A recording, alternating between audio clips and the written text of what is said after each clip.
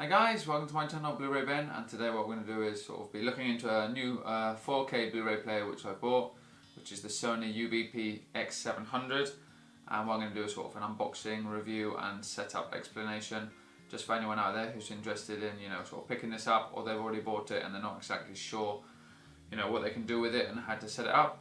So yeah, I have to say first off that I'm not being sponsored by anyone to do this video. I'm just doing it just to help people out on YouTube.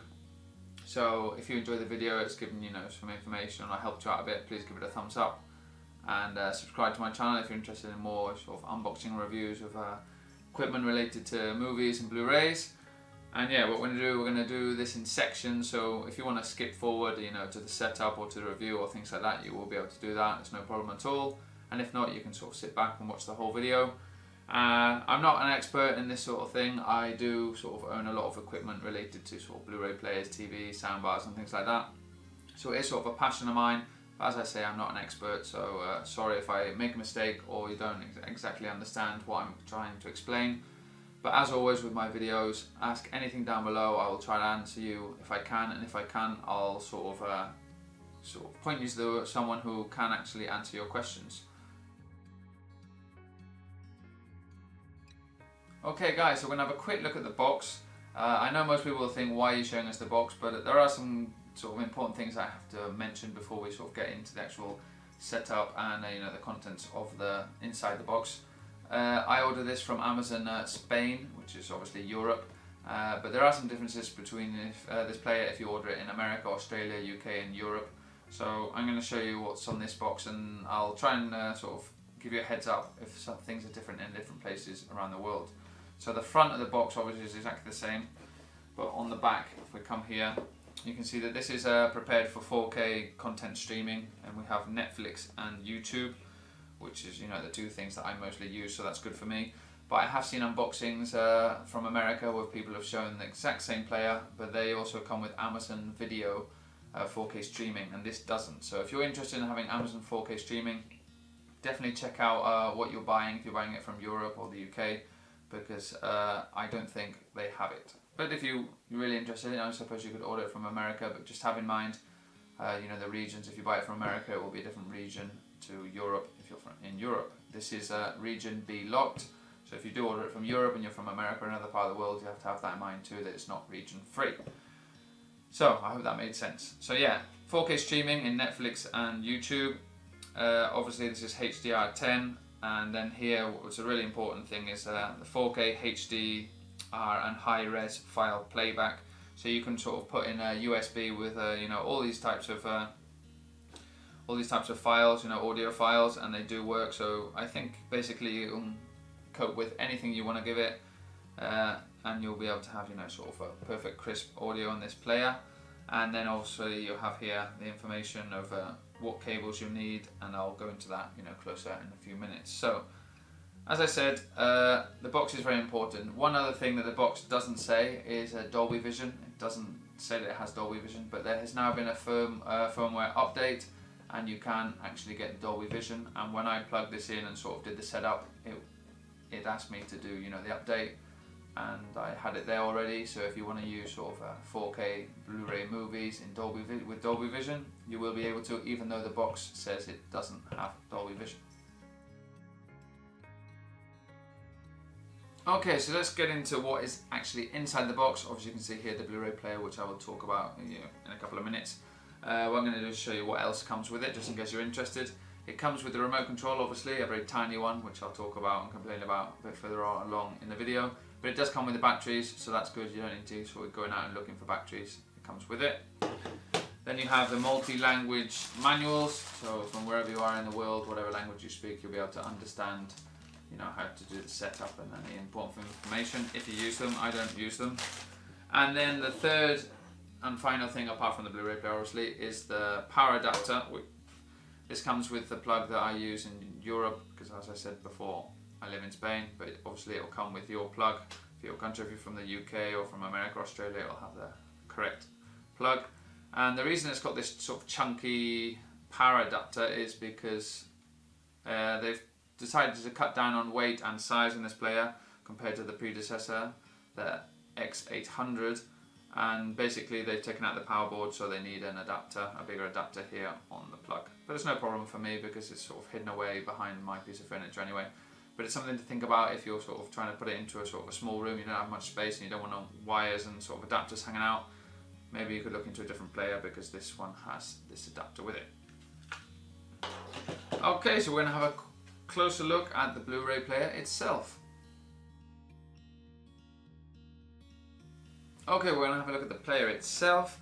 You can see here it does look quite nice, you know, sort of jet black with a sort of shiny front, and as I said, it's lighter and smaller than its predecessor. I have sort of read about the X800 because I've never owned it, but I've heard that basically there's not much difference between the two. This one sort of has Dolby Vision, but if you're not interested in that, more or less I think they're about the same. Okay, so on the front we have the power button and then the eject button, and when you press the eject button, obviously this flap comes down and the disc tray just comes out, so that's sort of quite nice, it floats back up. And then we also have the USB port just down here below, so if you want to use, as I said, sort of the USB for anything, you know, high-res audio or even sort of videos, you can do that, there's no problem. And it comes with a green button here, so when you turn it on, the green button comes on to know that it's on. But it is a very small button, so it's quite difficult to see. If you're not too close to the player, you do have to sort of get a bit closer to see it. It doesn't come with an LED screen, which is a bit annoying because in my old player I sort of have come to depend on it quite a lot with episodes on Netflix or on films. I like to see how long's left to go, and you can't see it here on the screen, so if you want to do that, you're going to have to pause it so you can actually see it on the television screen, so that is a bit annoying. But apart from that, the front looks quite nice and it's got everything you need. On the back we have, hopefully you can see it, where you plug in the power adapter, of course, and then you have the LAN connection, but the player doesn't come with an Ethernet cable, so if you want to sort of connect that up to your internet or up to your TV or any other device, you're going to have to buy the cable. And then it has two HDMI outputs, which is good because in my old player I only had one and I couldn't actually connect the TV, the soundbar and the player all together, and now I can. So they're both outputs, and one is for audio and video and the other one is for audio only, so I'll use that for my soundbar.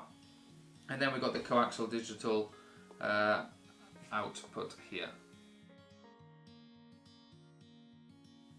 Okay, so with the setup, I'm going to do this in two parts. The first part I'm sort of just going to explain to you on the camera here. If you have any questions, just ask down below. And then the second part, I will show you my sort of TV screen to sort of, you know, explain and show you what things you have to do on the TV and things like that. But there's not really much to it. It's just a Blu-ray player, 4K Blu-ray player, so there's nothing sort of really difficult about that. So yeah, I'm going to explain the sort of when you first plug it in, because I've already done it. I did it this weekend, and obviously when I plug it in again, it's not going to come up. So when you plug it in, the first thing it's going to ask for your language. Obviously I've chosen English, but you can choose, you know, or any language. So there was loads of options.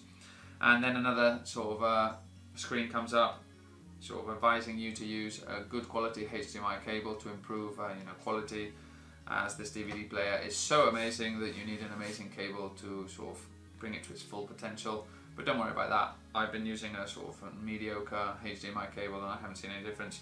But if you are one of these people that would prefer, you know, the most amazing experience that they can possibly offer, just pick up a sort of better, more expensive HDMI cable. Okay, and the third page that comes up is one that asks you if you're going to be using sort of the Blu-ray player with wireless or wired, or if you're going to be using the wired connection, sorry, you just sort of click in the Ethernet cable and there's no problem. But if you're going to be doing it like me, wireless, then they're going to ask you to sort of put in your network and your password, as always. Okay. Then the fourth sort of page that comes up is one that says that there's new software version available for this Blu-ray player, and you'd click OK, but then it doesn't go straight to the update. So the next page after that, it's a sort of page that says set remote start, and then it says when on is selected, the unit can be read by any device on your network. Now basically what that means is that you click OK, is that sort of all of your sort of network is connected, your TV and your Blu-ray player and your soundbar. So for example, if you turn one on, the others will turn on, things like that. But if you're not interested in that, you sort of just, you turn it off and there's no problem at all. And then after that, it goes back to the new software version update, and you sort of just click on it, and that takes about 5-10 minutes. There's not much sort of difficulty to that at all. And I suppose that's when they uploaded the Dolby Vision sort of firmware that didn't come with the actual machine when it was built. Okay, and during that update, you know, halfway through, your Blu-ray player does turn itself off and then it turns itself on again. And then once again, after the update is complete, it turns itself off and turns itself on again. So don't worry if the machine turns itself off, don't try and turn it back on, just sort of leave it. And while it's updating, the green light at the front of the sort of Blu-ray player is flashing, so there's no problem with that. And then the last sort of page that comes up is the privacy policy, you know, if you agree or disagree, you know, with Sony's sort of way of doing things, and if they can use sort of some information, you know, about you and where you come from and things like that. And I always click agree, but obviously if you want to, you can sort of read through it, and if you don't agree, click disagree. But I don't know what happened if you click disagree, so you have to do that and let me know. Okay, so now what I'm going to do is I'm going to take you over to my sort of movie setup, the TV. I'm going to connect it all and sort of help you out. But before I do that, what I'm going to explain is, once again, the HDMI sort of outputs. You're going to have to use one cable from the HDMI video or audio, and that will connect into your TV. And then the other one you can connect to your sort of, if you have a sort of separate audio device, like I have a soundbar. And basically that's it. You don't need to do anything with the coax output, digital output, and if you're using wireless, you don't need to do anything with the LAN connection or the Ethernet cable. Obviously you have to plug it into the power, but apart from that, it's very simple and not much more to it. And the remote controller itself, it does come with a Netflix button, which I don't know how much Netflix paid to be able to have that on there. So it is quite interesting for me, because when I sort of walk into the room, I can just click that and it turns the machine and the TV on itself and goes straight to Netflix. But nothing really difficult about the remote control. Just sort of play with it and go through it. One thing I do like, that it does have the subtitle and audio, so I don't need to click that on my DVDs or my Blu-rays. I can just sort of put the disc in and press play, and then while it's sort of you know, doing the intro, I can click on subtitles if I want them, or change the audio. But apart from that, a very simple remote control that I will talk about in the review. Okay, so this is the main menu as it comes up. As I mentioned at the start of the video, there will be some different featured apps depending on where you've bought the Blu-ray player from. I know that in America they have Amazon Video, but this doesn't have it over here in Europe. So you can see I've actually highlighted Netflix. So you can see here on the featured apps on the left, I have Netflix, Rakuten TV, YouTube Kids. Then down below I have Spotify Music, Mubi, which is a film application. This is the first sort of public channel, Spanish channel. And then here we have a digital concert hall, which I'm not actually sure what that is. And then on the right hand side under my apps, the only app I have is YouTube. If I want to upload some more, I can do. And then below here you have you know, the disc that I actually have in the machine at the moment, which is Planet of the Apes. And then you can click to the USB device. So if you have a USB device connected to the port, you'll be able to use that for music or, you know, films and things like that. And then here on the right we have screen mirroring, which is sort of Miracast. So you can connect, you know, your laptop or your mobile to the television through the Blu-ray 4K player. So that's quite nice. So what I'm going to do is I'm going to sort of just go into Netflix, so to show you, see how fast it is.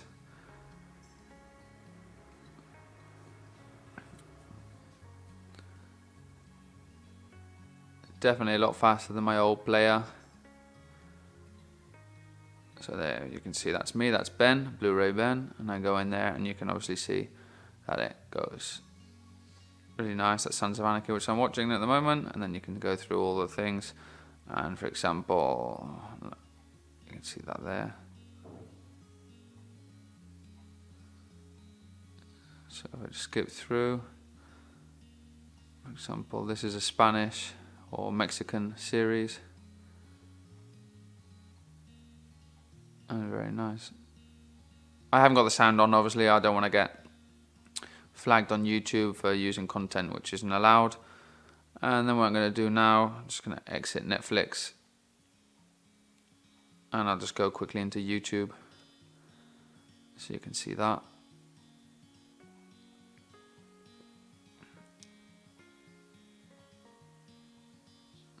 So yeah, really fast. You can just sort of go through the things really quickly. And yeah, so there you go. and as I said, or I think I said before, you can see it in 4K, both YouTube and Netflix. This is actually not a 4K TV, but I have tried it on my 4K TV, and you can watch it in 4K, so there's no problem at all. Okay, and then all we do is up on the top right, you have all the apps which you can see there, and then you have the setup. So I'm just going to go into this, and then it says there at the top, software update, update the software, and the system software. So if you decided not to do it when you were, plugging in the machine, you can go back and do it now. I've already done it, and then you just have sort of all the screen settings and audio settings, which I said that I just leave them on auto. But if you go into screen settings, you can see here on the second one it says Dolby Vision output. So that's been this firmware has been uploaded, and I do have that on my Blu-ray player now. And I'll just keep it on off, and if I do have a 4K Blu-ray disc with Dolby Vision, I'll be able to change that and just change it on and off depending what I'm watching. So yeah, and then 24 frames per second output. I just leave it, as I said, on auto. And then this is the 4K upscale setting. So this is basically if you put a Blu-ray or a DVD into the machine, it will upscale the quality to be able to see it on a 4K TV. It won't be as good as 4K, but they'll upscale it as best they can. So that's something I'm looking forward to, because most of my collection are DVDs and Blu-rays at the moment. So yeah, the audio settings, the viewing settings, parental control if you want to change that, and the music settings, system settings. I've had a look through that. It's just basically, keep everything on auto and standby, and software notifications and things like that. Nothing really important. Network settings, the easy setup which restarts, the easy setup to configure all your basic settings. So if you've changed things and you sort of make a mistake, so you can go back and do it again with all the easy setup and resetting. And that's about it. Okay guys, so what I'm going to do is sort of the overall my thoughts, the review at the end. As I said, I'm not an expert in these things, but I do enjoy sort of picking up with this technology, and I use it all day, every day. So I'm going to sort of tell you what I like about it and what I don't like about it, and hopefully that'll help you guys out. What I didn't say is how much it cost. It actually cost me 190 euros, which is it's not the cheapest Blu-ray out there, but it's definitely not the most expensive. And for what it is, overall I am sort of happy with it for the price. But yeah, I'm going to show you the things that I don't like and the things that I do like. The only things I don't like, there are two. The first off is the remote controller, which is way too small in my opinion. Not because the size of the remote controller annoys me, it's just that the buttons are too small and too close together. And I've only been using it for a couple of days, and already twice I've tried to press the pause button, and pressing the pause button at the same time I pressed the stop button and the machine turned off. So that was very annoying.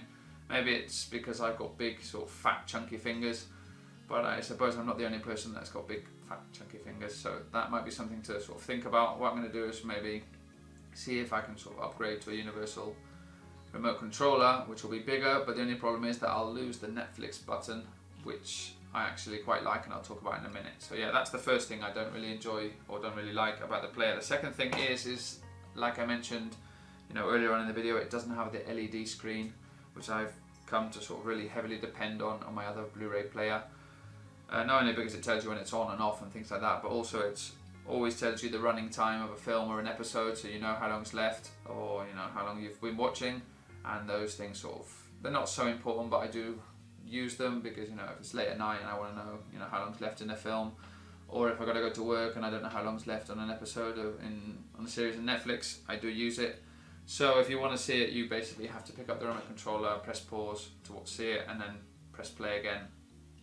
Which is not too hard, I don't want to be lazy, but the thing is, if I end up pressing stop every time I want to see how long's left on an episode, it's going to really get on my nerves. So those are the two things that I don't really like about the player, but it's not so important.